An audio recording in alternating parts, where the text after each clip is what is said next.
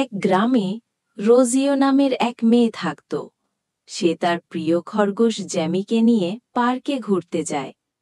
রোজিও তার বেশ কয়েকজন বন্ধু ও বান্ধবীদের সঙ্গে খেলতে খেলতে জ্যামিকে হারিয়ে ফেলে।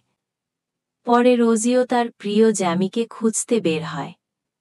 হাঁটতে হাঁটতে কোনো এক বাড়ির পাশে মন খারাপ করে দাঁড়িয়ে থাকলে হঠাৎ করে জ্যামিকে সে দেখতে পায়। দৌড়ে গিয়ে তাকে জড়িয়ে ধরে এবং খুশিতে বাড়ি ফিরে নিয়ে আসে।